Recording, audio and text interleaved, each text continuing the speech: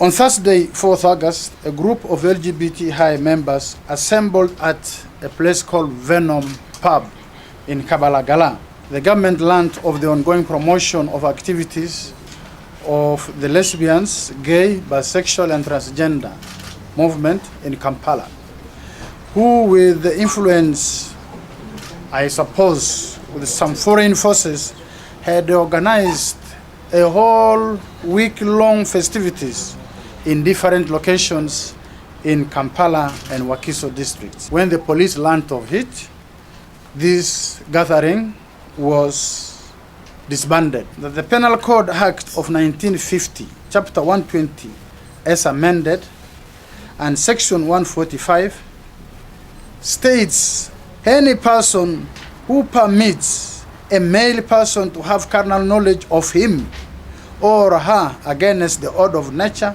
commits an offense and is liable to imprisonment for life. This is Kingdom TV.